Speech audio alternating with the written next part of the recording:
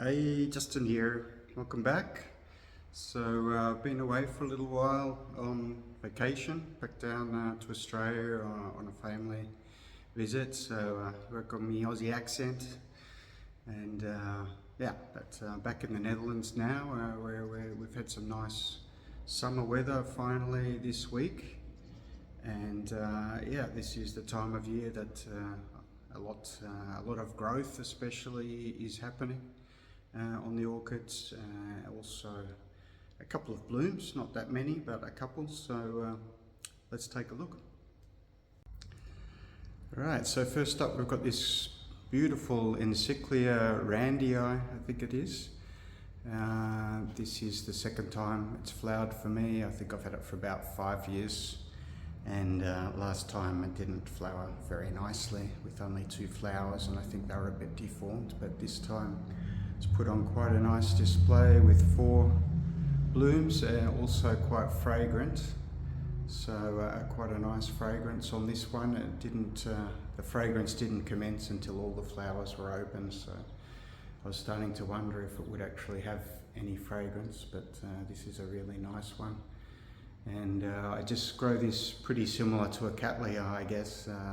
Lots of light, lots of air movement, and quite warm as well in the summer. Doesn't seem to mind that at all. You can see the leaves, long thin leaves, often, and hard leaves, often an indication that it comes from an area with quite high light intensity. And next to that, this is a Phalaenopsis primary hybrid, also fragrant, and this one is Violacea indigo by pulchra. So you can really see the pulchra influence there. The glossy purple coloration is very typical of pulchra, I would say. So that's also a nice one. Next to that we have another Phalaenopsis. Sorry, I just forgot the name. Equestris ceruleus. Flowering again. I just love this one. It's gorgeous. Beautiful contrast with the amethyst coloured lip, and the white is like a semi-alba actually. And Equestris comes in quite a few different colour forms, but I think this is one of the nicest ones, if not the nicest one. And next to that we have a Cattleya hybrid, Egyptian Queen. Really beautiful hybrid. A lot of the complex hybrids to me kind of blend into one another. They look very similar, a lot of them, the ones coming out of Thailand. But this one is quite distinctive, and I think it's a really nice one. The kind of tangerine orange with some different colours in there, bit of red, bit of yellow. Really nice, and fragrant as well. Nice fragrance on that one. And if we come down here, we have, this is another Phalaenopsis primary hybrid. Beautiful fragrance on this one, and the label says that it's Ambonensis by Bellina, alba of the cross of the 2 alba forms, but I'm actually quite doubtful if that's what this is, because I've also got Ambonensis by Bellina, the normal form, and it doesn't really look anything like this at all. And especially that lip, the red on the lips makes me think that this has got speciosum in it somewhere, so I think it's probably something else. We've got Bellina here. Oh, another one with a really nice fragrance, beautiful. I've had that plant for about 15 years or something, I guess. This one here, Paphiopedilum concolor, is still going. Gorgeous plant, beautiful. And a nice multi-growth plant. Got this one from Gross Rationer, very happy with it. It's come along very well. I repotted it, and all the growths are growing well, so very happy with that one. A little Anonymous no ID mini fell there. Not that exciting, but this is a bit more exciting. A beautiful Phalaenopsis pulchra, an amazing colourful. I should probably put it in, show it with a bit more light on it, but it's very intense violet coloration, very deep, very intense. No fragrance, unfortunately. It's a pretty good sized plant. Got this from Orchibias or Orchibias, I don't know how you say it, but so I think it's also called Orchids for Europe or something, the website, but they've got a lot of kind of special Phalaenopsis there, so that's where I got this one. And next to this we've got the antelope dendrobium hybrid. I've showed it before, but it's fully open now, and it's also in growth as well, so pretty impressive, pretty vigorous plant. If you look at it, it can hold this big flower spike and be pushing out a pretty substantial growth all at the same time. So this is a really vigorous hybrid. It's a good one. And I've got another first time bloomer down here. This is a Miltonia, and I know what you're thinking, Miltonia morleana, but supposedly it's Miltonia ex bluntii, which is an in nature occurring primary hybrid of, I think it's morleana and closii or something, I'm not sure exactly, but really nice flower. And I think it's got 5 flower spikes on it, so we'll take another look at that when it's fully open. That's about all. I've got a few paths over there which I've shown before several times, so won't go into them again.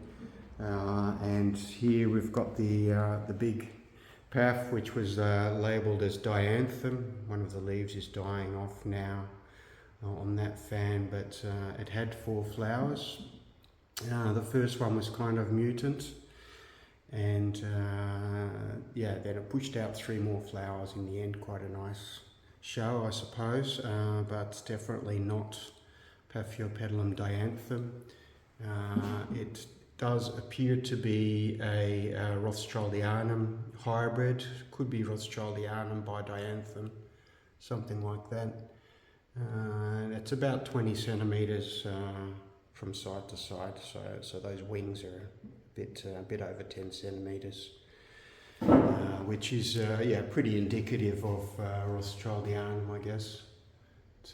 Yeah, it's pretty impressive. I wouldn't say I'm in love with it. It's a bit disappointed, I guess, that it wasn't dianthem.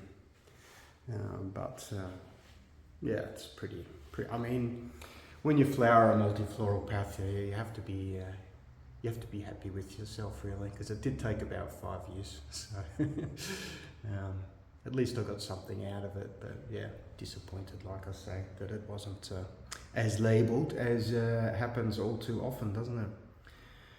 So that's about all that I've got in flower at the moment.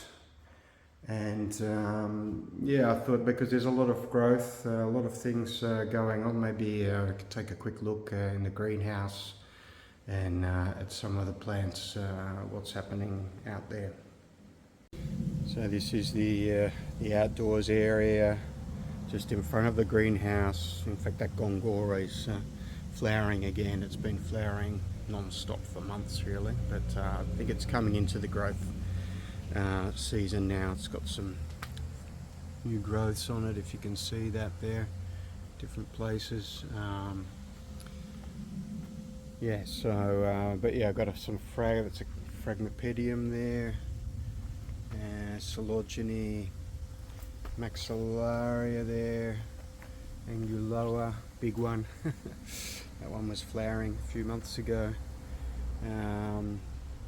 Lycaust, another Phragmipedium there, big Coleogyne Diana / Pulverula, goes by both names.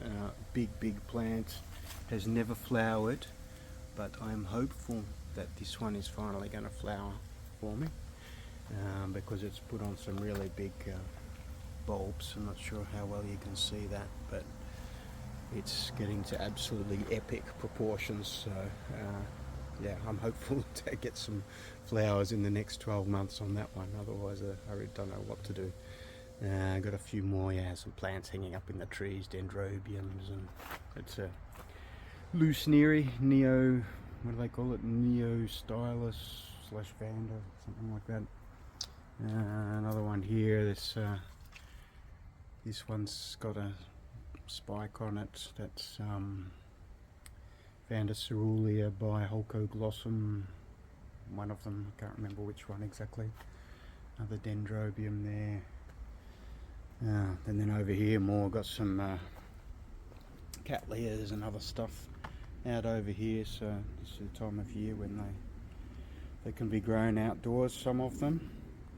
This one here is Cattleya or Laelia, what's the name of it again? Laelia perennii.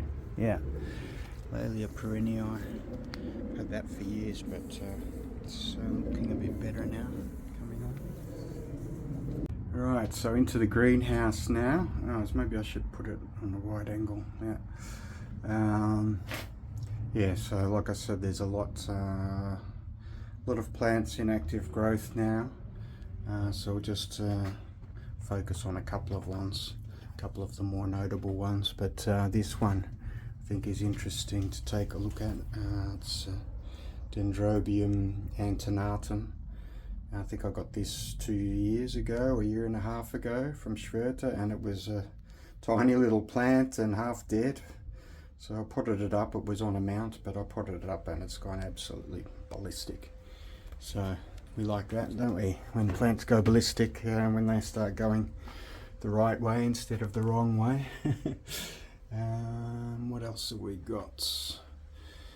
Yeah, I should show my Cattleya Varshavicii, I suppose, because it's one of my favourites.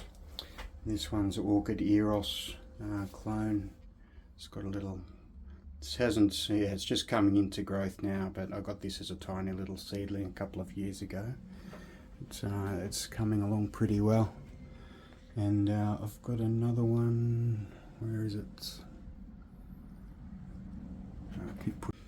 Yeah, so this is the other Cattleya Varshavicii Cerulean. So this one from Orchids and More. It's always been a kind of a bit of a sickly looking plant, but it does grow pretty well. So this is a bit further advanced than the other one. This is a little seedling, Semi-Alba by Alba, Cattleya Varshavicii.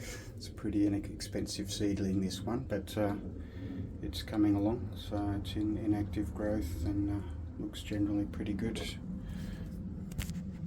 That one back there with all the roots coming out, that's Cattleya Warneri Cerulean, which I got as a little seedling not that long ago. It's last December, and I put it up into this pot and it's gone kind of crazy with the roots. So yeah, I'm not too sure what to do with it. So if there are any Cattleya experts out there, what would you recommend? Should I? It's only been potted up like 6 months ago, 8 months ago, into this pot, and it's already kind of gone past it. So not too sure. It's a good sign that it's growing, but in my experience, when the roots of Cattleyas are outside the pots like that, they will eventually die off. So it might be better to put it into something bigger. I'm just not quite sure what to do. It does look very happy at the moment though. Yeah, I've got quite a few Maximas as well. I think I've got 3 or 4 Cattleya Maximas. Let's have a look. New one. This one. Yeah, this is also a fairly newish plant which I potted up and looking really good. This one is Semi-Alba by Alba, another Semi-Alba by Alba. And I've got another Maxima. This Maxima here is just a tipo, I think. But this one's actually got a little sheath on it, and still a fairly small plant. But this was a rescue plant, so I've had this plant for many years, and this is what it was doing. It was putting out these little leaves. It was almost dead, and then decided to focus more on Cattleyas, and watched the videos of Stephen Van Kempen-Lewis, which helped a lot to understand better the requirements of Cattleyas, and in particular more sun was required, and yeah, the watering, the wet dry cycles, very important. The drier in the winter. Well, watch his videos if you want to get all of that knowledge from Stephen. But yeah, so it's helped me tremendously, and these are the results. And I'd say Cattleya maxima is one of the easier Cattleya species. If you want to grow Cattleya species, I think maxima is probably one of the good places to start, at least for me in my conditions. They're fairly problem free in general. So in terms of what's in bud, or what's in sheath I should say, for the Cattleyas, this Cattleya dupriana, which is Varshavicii by Warneri, has got 2 sheaths on it, 3 growths. The third growth still can't really tell if it's going to get a sheath on it or not, but last year it flowered with 1 flower only, but it was a very beautiful one, so hoping to get multiple flowers on it this year, and should be quite a nice show. This one also has a sheath on it. You can see back there, this is Cattleya Harold semi-alba by Labiata semi-alba, and this one has flowered before a couple of years ago, but very vigorous hybrid. I guess you could call it a secondary hybrid, and it is a semi-alba, which I think are always very nice in Cattleyas, so hopefully you get some blooms on this one. This is my little Coleogene chloroptera, which is carrying a seed pod. I didn't pollinate it, it pollinated itself, I think, so Cleistogamous, some orchids are capable of pollinating themselves, and yeah, so that's carrying a little seed pod, which is kind of cute. Yeah, and I just want to show this one interesting plant. It's a bucket orchid, Coryanthes misasi. Look at the roots on it, it's gone crazy. It's gone absolutely nuts, so very happy so far. I think I've had it for, what, 6 months or something? Yeah, less, 4 months. So I haven't really had it for long enough to tell if it's going to be, if it's going to do well, but so far it's been very happy. So I would be really thrilled to be able to grow one of these bucket orchids. I think it's something you don't see every day, so quite special. Well, I think that pretty much wraps it up for this time. So thanks for watching, and see you again next time. Bye.